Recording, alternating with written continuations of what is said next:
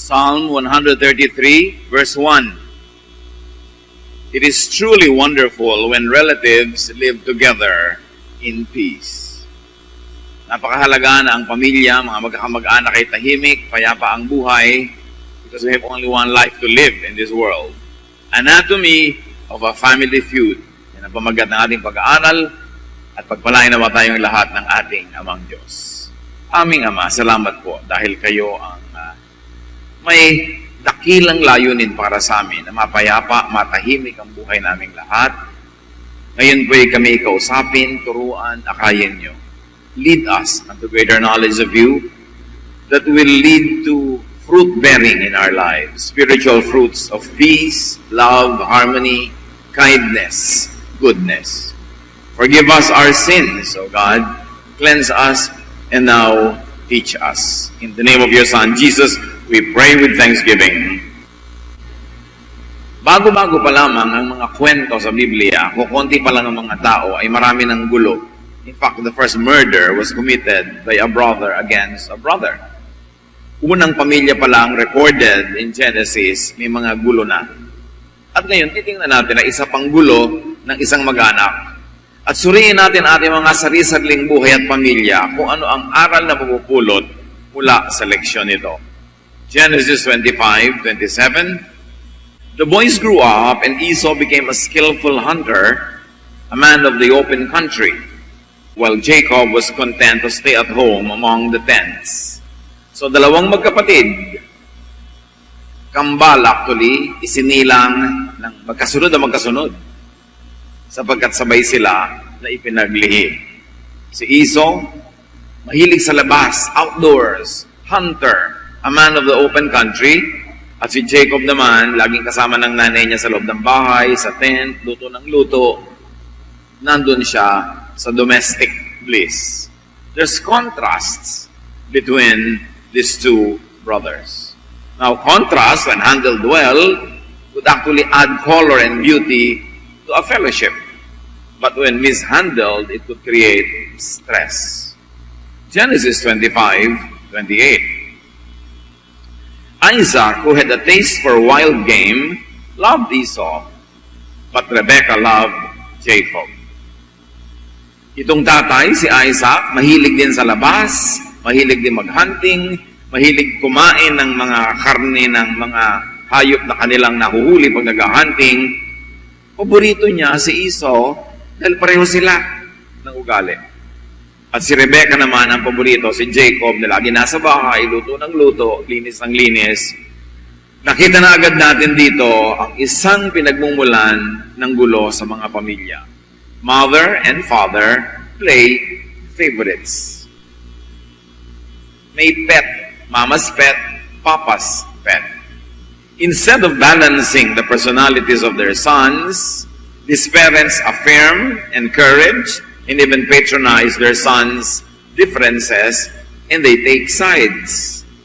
Ito ang paborito ko, yan ang paborito mo. Genesis 25:29-30. Once when Jacob was cooking some stew, Esau came in from the open country, famished. He said to Jacob, "Quick, let me have some of that red stew. I'm famished." Umuwi minsan na gutom itong si Esau dahil galing siya sa kung saang paglagalag sa kung saan mga lugar. Gutom na gutom, inabutan ng kanyang kapatid naman na si Jacob na kakaluto-luto pa lang ng lentils. Kumbaga sa atin, ginisang munggo. Umaamoy-amoy ito at napakasarap kainin at umuusok-usok pa. Gutom na gutom itong si Esau. Meron kaya siyang hypoglycemia na nararamdaman ng mga diabetics, na pagka nagutom ka at bumaba ang blood sugar mo, halos mauupos ka, at talagang kahit siguro ulo mo ibebenta mo, makakain ka lang, dahil para kang nauupos sa kandila. So sabi niya, bigyan mo ako. Yung niluluto mo na yan.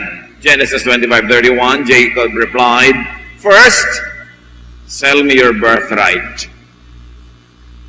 Birthright of the firstborn, kasi si Esau ang panganay, for a bowl of lentil stew. Ang laki naman ng hinihinging kapalit nito para sa isang mangkok na munggo. The birthright is never explained fully by Scripture, but it could be an honorific It could be an entitlement of the firstborn to whatever honor or fortune or inheritance. Pero mahalaga yun. Nasa panganay yung birthright. Sabi, ibigay mo muna sa akin ang birthright mo bago kita pakainin. Genesis 25:32, look, I'm about to die. Esau said, what good is the birthright to me? Sa tao nga naman talagang nag-aagaw buhay halos at nauupo sa gutom, ano ba naman yung birthright na yan? Ang mahalaga, makakain, makainom. Genesis 25:33, but Jacob said, swear to me first. So he swore an oath to him, selling his birthright to Jacob. It's a very bad trade. Yung ginipit na lalo. Genesis 25:34, then Jacob gave Esau some bread and some lentils too. He ate and drank, then he got up and left. So Esau despised his birthright. So obviously, the narrator has some bias for Jacob. Dahil itong sobrang sweetik na kapatid na ito, ay hindi man lamang binigyan ng kahit konting passing comment sa kanyang ugali. At sinabi, ayan, binaliwala nitong si Esau ang kanyang birthright. Genesis 27:1-4. When Isaac was old, so lumipas na ang panahon, tumanda na ang magkapatid na ito, at yung tatay nila na si Isaac ay matanda na, at halos nag-aagaw buhay na sa katandaan. When Isaac was old and his eyes were so weak that he could no longer see, he called Esau his older son and said to him, I am now an old man and don't know the day of my death. Now then, get your equipment, your quiver and bow, and go out to the open country to hunt some wild game for me. Prepare me the kind of tasty food I like, and bring it to me to eat, so I may give you my blessing before I die. Eh dito naman pala mana, itong si Esau, sa tatay niya na mahilig din kumain ng karne. At sabi niya, ang tanda-tanda ko na, ang labo-labo na ng mata ko, bago ako mamatay, mag-hunt ka muna. At yung mahuhuli mo, lutuin mo, the way I really like it, and you know what I like, kasi pareho tayo ng taste. At pagka napakain mo na ako, ibibigay ko na sa iyo ang aking final na pagpapala, blessing, and then I will die. So food for final blessing, yun ang trade. Kanina, food din, no? For a birthright, sa ama nagmana, sa Esau. Kaya pala, siya ang paborito nitong tatay. Genesis 27:5-10. Now, Rebekah was listening to Isaac spoke to his son Esau. When Esau left, Rebekah said to Jacob, go out of the flock and bring me 2 choice young goats, so I can prepare some tasty food for your father, just the way he likes it. Then take it to your father to eat, so that he may give you his blessing before he dies. Sa ina naman, nagmana si Jacob. Sobrang mautak. Parang hindi niya anak yung panganay. Tinawag si Bunso. Bunso, nadinig ko ang tatay mo. Nagpapahunting, nagpapaluto, at bibigyan ng blessing ang kuya mo. Punahan natin. Huwag ka na mag-hunting. Total, lagi ka na dito sa bahay. Hindi ka siguro marunong mag-hunting. Kumuha ka na lang dyan sa kulungan natin. Ng 2 batang kambing, luluto ko ng masarap, dalhin mo sa tatay mong malabo na ang mata, at kunin mo ang blessing na para sa kuya mo. Nakita niyo kung paano lumuluto ng family problem? Nagkakampi-kampihan. Naggrupo-grupo within the same family at nag-uutakan. Genesis 27:11-13. Jacob said to Rebekah, his mother, but my brother Esau is a hairy man while I have smooth skin. Balbon po si kuya, ako makinis na makinis tulad niyo, mami. What if my father touches me? I would appear to be tricking him and would bring down a curse on myself rather than a blessing. His mother said to him, my son, let the curse all fall on me. Just do what I say. Go and get them for me. Sabi niya, talbog sa'yo, dikit sa akin, pagka isinumpa ka ng tatay mo. Aakuin ko. Basta't sundin mo ang pinagagawa ko. So this mother is playing favorite to the max. Parang hindi siya ang nagluwal doon sa kuya. Genesis 27:14-17. So he went and got them and brought them to his mother, and she prepared some tasty food. Then Rebekah took the best clothes of Esau and put them on her younger son Jacob. She also covered his hands and the smooth part of his neck with the goat skins. Then she handed to her son Jacob the tasty food and the bread she had made. May strategy ang mag-ina. Binihisan ni Rebekah si bunso ng damit ni kuya. At yung makinis sa bahagi ng kanyang braso at leeg na maaring mahipo ng ama, binalot ng balat ng kambing para mabuhok din. Props talaga. Handang-handa sila at talagang deception ang balak ng mag-inang ito. Genesis 27:18-20. He went to his father and said, "My father." "Yes, my son," he answered. "Who is it?" Malabo na talaga ang mata ng matanda. "Sino yan?" Jacob said to his father, "I am Esau, your firstborn. I have done as you told me. Please sit up and eat some of my game so that you may give me your blessing." Isaac asked his son, "How did you find it so quickly, my son?" May initial doubt. Ang bilis mo naman nakapag-hunting, nakakagluto, instant. Alam niyo mga kapatid, pag meron kayong unang kutob at duda, makinig kayo. Lahat ng now 1, 2, 3, sasabihin, sabi ko na nga be. Yung pala sabi mo eh. Naisip mo pala. Bakit nadaya ka pa? Kasi hindi mo pinakinggan yung unang kutob mo. Listen to initial doubts before you are overtaken by props and by special tricks. We are all God's creation. God is Spirit. We have the Spirit of God. Iba-iba nga lang ang level ng talab sa atin ng wisdom ng Diyos. Pero meron. At kinakausap ka ng Espiritu ngayon, dapat makinig. Hindi laging tama yun because it could be twisted by sin. But when we are living correctly and rightly and we please God, sensitive ang ating spirit. We can perceive deception. So may deception, naman yan, parang ang bilis naman yata na nahuli at naluto itong aking kakainin. "The Lord your God gave me success," he replied. So now God is used to strengthen the argument. Hindi lahat ng gumagamit ng pangalan ng Diyos ay mapagkakatiwalaan. Maraming ang gumagamit niyan para lalong makapandaya. Wolves come in sheep's clothing. Hindi ko mumukhang sheep ay sheep na nga. Genesis 27:21. Then Isaac said to Jacob, "Come near so I can touch you, my son, to know whether you really are my son Esau or not." May doubt pa rin ang matanda. Sabi, halika nga at hihipuin kita, hakaplusin kita nang malaman kung ikaw nga ang paborito kong anak na mabuhok. Listen to hunches. So gusto niya, meron talagang hunch. Meron talaga siyang kutob. Halika. Genesis 27:22-24. Jacob went close to his father Isaac, who touched him and said, "The voice is the voice of Jacob, but the hands are the hands of Esau." He did not recognize him, for his hands were hairy like those of his brother Esau. So he proceeded to bless him. "Are you really my son, Esau?" he asked. "Why will you ask a pretender? Para bang alam mo na binobola ka, itatanong mo pa, mahal mo ba ako talaga?" Siyempre sabihin, oo. Nagsasabi ka ba ng totoo? Tatanungin mo yung tao, nagdududa ka kung nagsisinungaling ng totoo ba yan?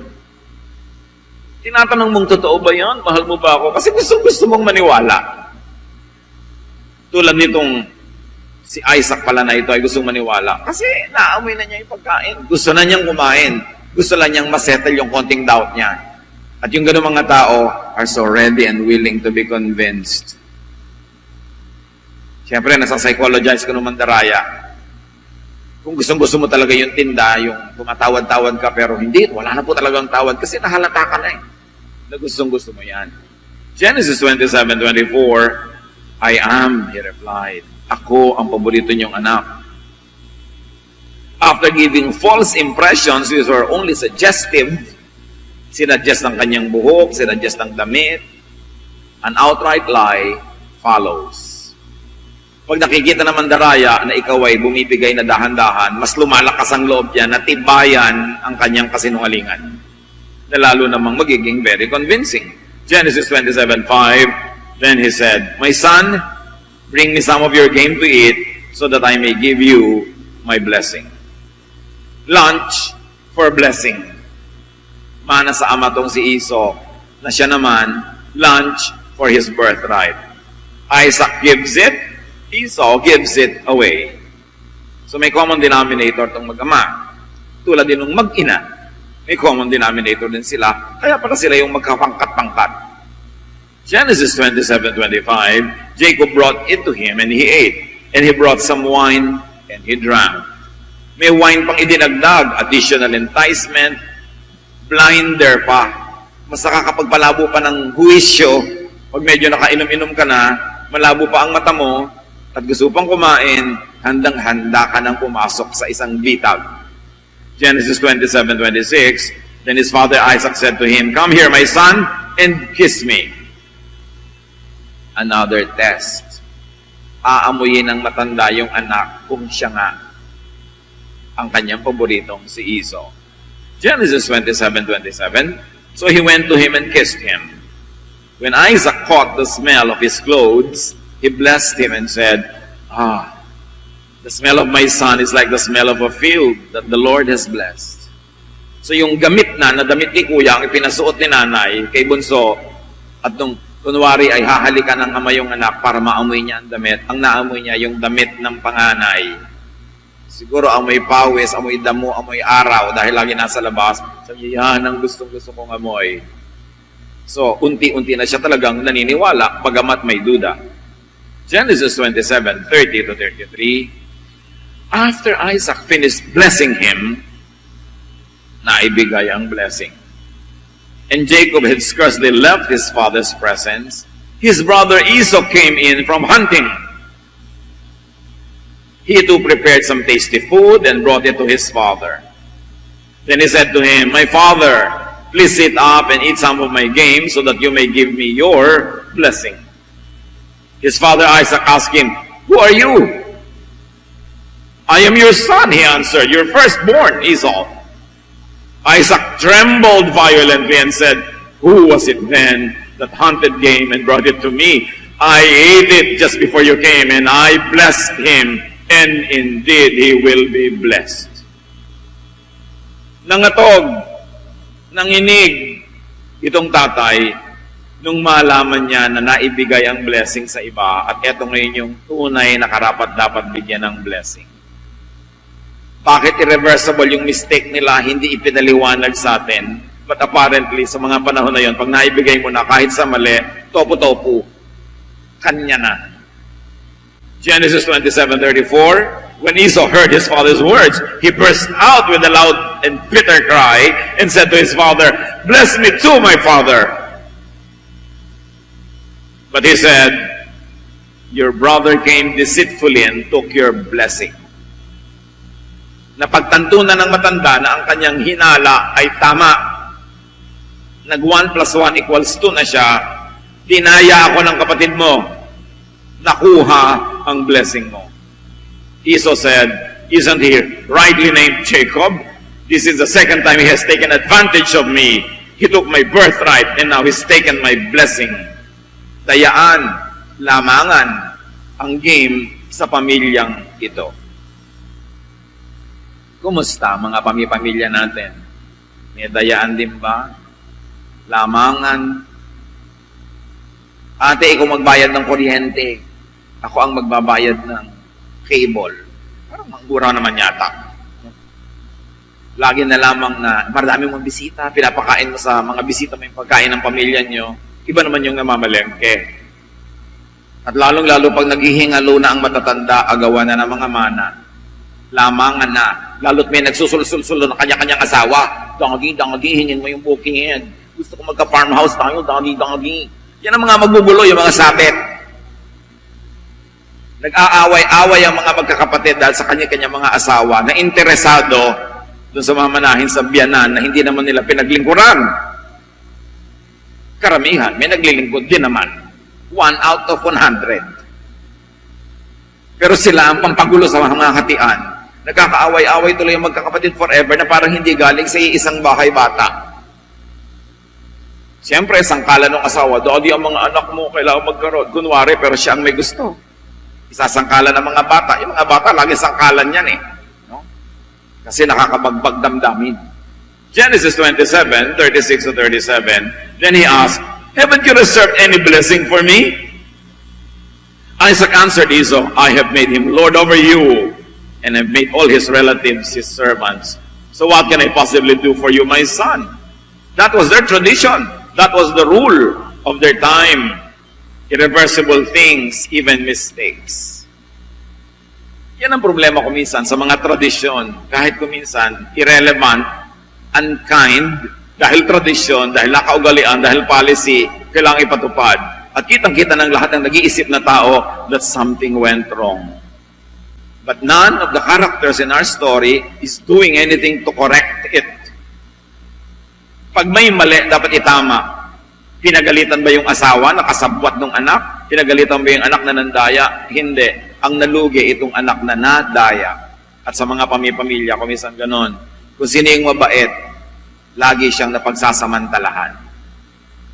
Kung sino yung masipag mag-aral doon, nakatapos at nag-aral, ngayon sa kanya sasakay lahat yung mga nagbilyar ng nagbilyar, umabsent ng umabsent, nag-asawa ng maaga, may mga gatas-gatas kailangan ng anak, iaasa ngayon dito sa isang kapatid na matino. Sa maraming pamilya, yung matino kawawa, na pagsasamantalahan, laging pinipitasan, kahit hindi ka nagtanim, hindi ka nagdilig, hindi ka nag-fertilize, hingi ka ng hingi forever. Di ba nangyayari yan? May mga biblical examples na noon pa. Magulo ang pamilya kasi kulang ng katarungan. Yung mga mali, hindi napaparusahan. Yung tama, yun ang nagdurusa. Genesis 27:38. Esau said to his father, do you have only one blessing, my father? Bless me too, my father. Then Esau wept aloud. Nanangis ng ubod lakas, ubod pait, dahil 2 beses siyang nanakawan ng kanyang kapatid.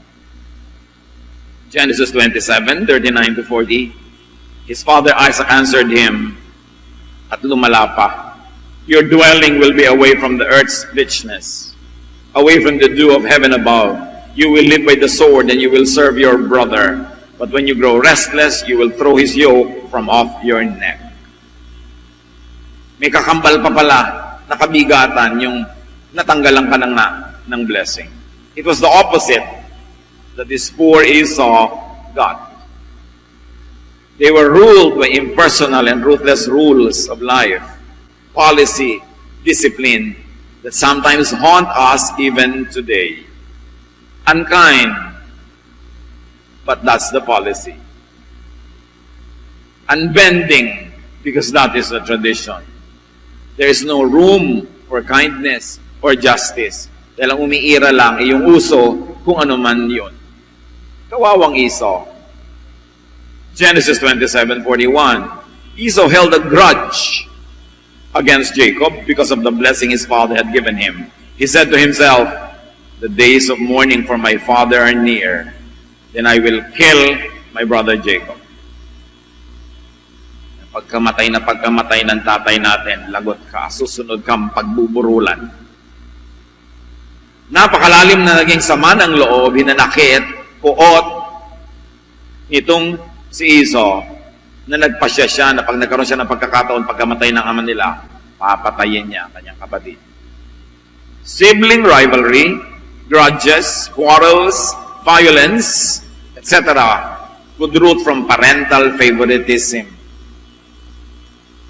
Hanggang ngayon, maraming mga magkakapatid, may mga inis, galit na nakikimkim sa loob nila dahil nung bata pa sila, paborito ng nanay yung isa, paborito ng tatay yung isa. Kaya ngayon, kahit reunion, may mga sarili-sarili ng anak at pamilya, konting-konting bagay lang, sumasabog, nag-aaway uli, ibinubuklat ang lahat ng nakaraan kasi hindi naman naghilo ang mga sugat. Nanilikha ng mga pabaya, ng mga magulang, playing favorites, not correcting mistakes. Ikaw na nga itong hindi kagandahan, ikaw palagi ang naglilinis sa mga kaldero at kalan. Tapos yung kagandahan, siya lagi ang nasa sala at nagkukill-text. Ba't ka nga hindi mayayamot? Laging siya ang paborito. Ibinibili ng magagandang tela, mga damit, tapos ang damit mo yung lalagyan ng BMEG feeds. Kung umabot kayo doon. Ang gaspang, ang kate. Pero yun ang damit mo, kasi hindi ka naman kagandahan. Kulang sa pagbabalanse. Yung matalino, siya palagi itong laging napupuri, at itong 3 taon na sa first year high school, siya laging napipintasan.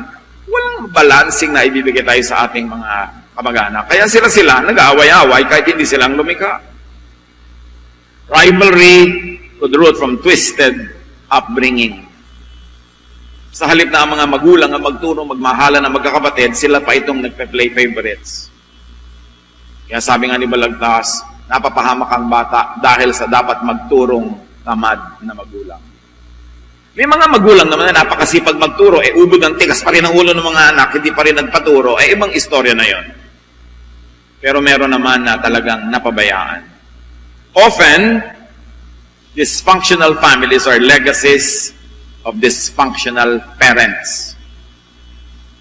Mga magulang, mag-asawa lalo na, meron man kayong hidwaan, meron kayong mga sama ng loob, may mga naging kamalian kayo against each other, alang-alang sa inyong mga anak, you should set it aside para yung mga gulo ng buhay nyo huwag maging generational pamana. Ang ipamana nyo sa inyong mga anak ay tahimik, payapang buhay, functioning, hindi dysfunctional family life. Alang-alang sa kanila, magiging anak na inyo, magiging mga apo. Dapat kalimutan na ang mga nakaraan, yung mga sakit, mga pait. Huwag na ungkatin, huwag patawaran, and get on with life. Because we have only one life to live this side of eternity. Pag magpapatigasan ng loob, magpapataasan ng pride, pare-pareho lang magdurusa. Dapat magpatawaran, magmahalan, habang may buhay pa, habang humihinga pa. Proverbs 22 verse 6, teach your children right from wrong, and when they are grown, they will still do right. Pag pinalaki mo sa tama, magkamali man yan habang lumalaki, habang tumatanda, konti-konting mali lang, maligaw man yan, nakakabalik uli agad, kasi pinalaki sa tama. Yun ang habit. Yun ang lalabas at lalabas. Pag doon binabad, pag doon tinuruan, at doon pinalaki. Genesis 27, 42 to 45, sa pagpapatuloy. When Rebekah was told that Esau had said, she sent for Jacob and said to him, your brother Esau is planning to avenge himself by killing you. Now then, my son, do what I say. Flee at once. Why should I lose both of you in one day? So itong pamilya na dati magkakasama sa isang tahanan, dahil sa gulo na nilikha ng mga dayaan na ito at lamangan, gustong patayin yung isa, sabi ng nanay, paborito kong bunso, papatayin ka ng kuya mo. Umalis ka dito, manirahan ka sa mga kamag-anak natin doon sa pagkalayo-layo. O di ano ngayon na nangyari, nagkahiwa-hiwalay sila. Kahit yung anak niya na mahal, nalayo din sa kanya. Dahil sa kanyang mga ginawang machinations. Nilikha ng Diyos ang pamilya para magkakasama, hindi para magkakahiwalay. Mas masaya ang buhay kung kasama mo ang pamilya mo, nagtutulungan kayo. Pero may kasamang problema rin yun. Siyempre, when there are two people living together, may stress. Pero mas malaki ang advantage kaysa disadvantage. Kaya nga may pamilya eh. Huwag kang gagawa ng bagay na maghihiwa-hiwalay sa inyo, magpapaaway-away sa inyo. Dahil ano man ang mangyari, kayo pa rin talaga yung pamilya. Mahirap makipagkasundo. Mahirap din naman makipag-away. Pareho lang mahirap yan. Yun na lang pagkakasundo. Yun na lang mabuti ang bunga. Actual family division and separation follows the separation of hearts and minds. Nagkakalayo ang mga katawan kasi nagkakalayo ang isip. Pwera na lang yung dahil nagtatrabaho abroad o dahil merong ginagawang kailangan sa malayo. Pero karamihan ng pagkakahiwa-hiwalay ng mga katawan, kasunod lang kasi nagkahiwa-hiwalay na yung mga puso. Pag-iisang isipan, magkakabuklod ang puso, yung katawan will speak the same language. Lagi ang gusto ng katawan, magdikit-dikit, magsama-sama, magtropa-tropa, kasi nagmamahalan. So body language tells you what the heart contains. Ano ba ang tendency ng body mo? Lumayo o lumapit? Bakit? At kung ang gusto mo, lumayo sa pamilya mo, bakit? Dapat ayusin. Kasi dapat ang gusto mo ay magkasama-sama kayo. Philippians 2:2, live in harmony by showing love for each other. Be united in what you think as if you were only one person. Sa church, sa family, sa mag-asawa, live in harmony. Paano nagkakaroon ng harmony? Isa lang ang sikreto niyan, bigayan. Kahit sa choir, may harmony kasi merong malakas ang boses ngayon, merong mahina nga siya para yung malakas ang lumutang. Pag sabay-sabay kayong malakas, sigawan ang tawag doon. Bigayan. Part niya ngayon, tahimik ako. O part niya, mahina ako. Mamaya ako naman, kayo ng harmony. Genesis 27:46, hindi pa tapos ang pasakitan ng pamilyang ito.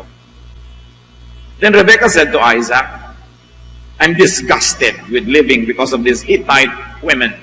Racist pa itong si Rebekah. If Jacob takes a wife from among the women of this land, from Hittite women like this, my life will not be worth living. Sabi ng nanay, huwag na huwag ka mag-aasawa ng mga Hittite women. Ayoko sa kanila. Magiging walang kakwenta-kwenta ang buhay ko pag nagkaroon ako ng manugang na Hittite.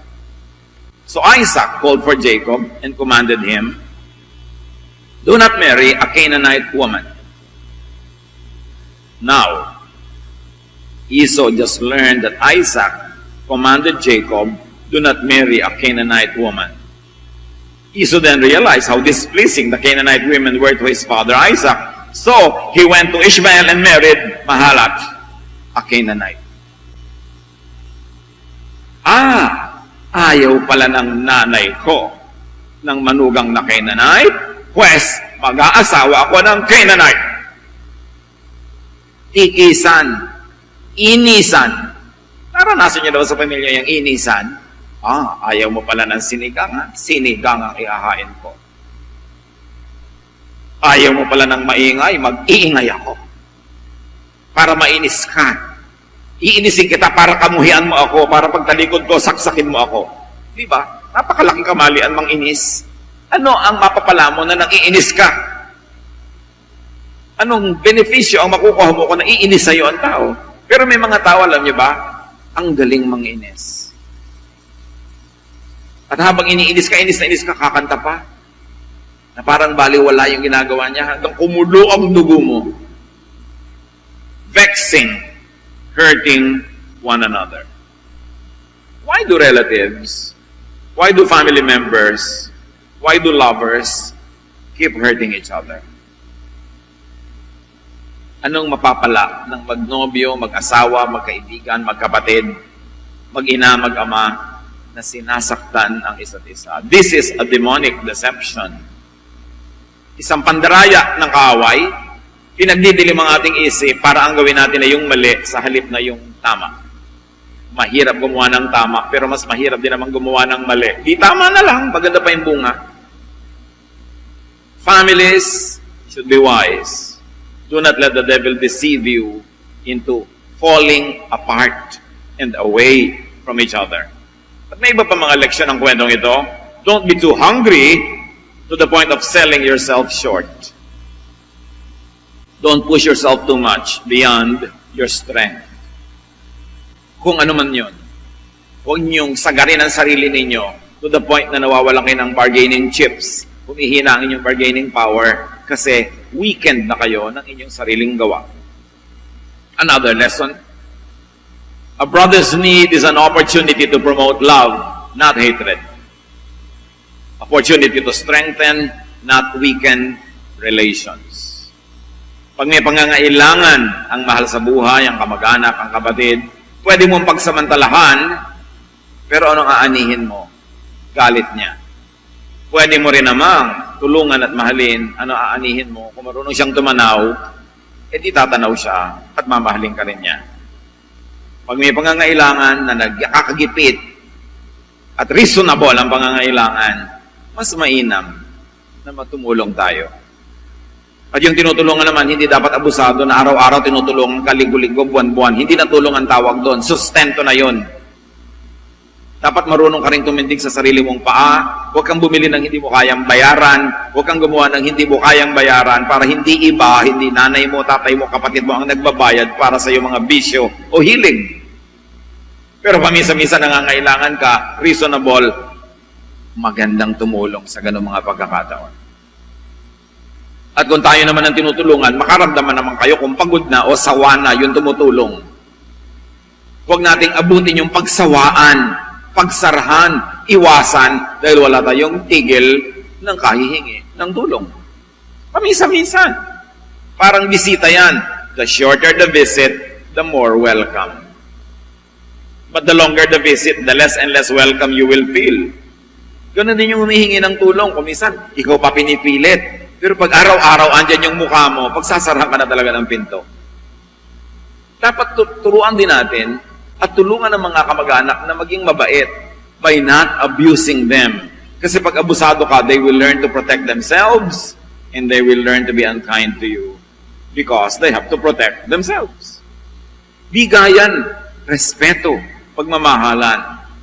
Family members, especially parents, are to give balance and correction to one another. Unang project na mag-asawa, ayusin ang relasyon nila kasi mapabutit, mapasama yun, mga anak nila ang madadamay o makikinabang. At ang mag-asawa, pag may anak na, hindi na lang kayo nabubuhay para sa sarili, may iba ng dahilan, nabubuhay din kayo para sa inyong mga anak. At ang mga anak, syempre, nabubuhay din kayo para sa inyong mga magulang. Lahat may tungkulin, lahat may pribilehiyo. Stop. Minimize playing favorites. Pastor, wala po akong magawa. Talaga pong mas malapit ang loob ko dito. Kamukha ko kasi. Magkakorte kami ng noo. Korteng balimbing.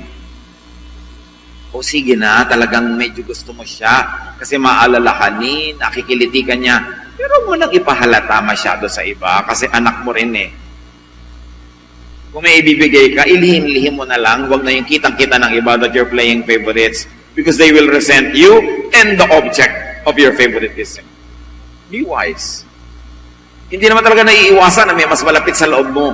Pero huwag mo na masyadong emphasize. Bilang magulang, be fair. Minsan lang mabuhay sa mundong ito. Strengthen, beautify your family life, your kinship, friendships, relations. Psalm 133 verse 1 says, "It's truly wonderful when relatives live together in peace." Aming Diyos, turuan mo po kami kung ano ang practical application ng lahat ng ito na hindi matapos naming marinig sa isang tenga ilalabas sa kabila na parang wala kaming narinig. Turuan niyo kaming pahalagahan ng inyong mga katuruan at sa dysfunctional family na ito, matuto po kami that we'll learn from their mistakes so we could live better lives. Pagbulay-bulayan natin mga kapatid, ano ang kahulugan nito sa ating mga buhay? Ano ang dapat nating ituwid? Ano ang tulong na dapat natin ibigay sa mga tao para sila matuwid? Panginoon, turuan niyo po kami para ang buhay mas maging matamis, masaya, maganda, magaan. At dahil dyan, kayo ay madakila at lalo naming mapuri. Spend some time in silence and ponder the meaning of these teachings to you and to your family.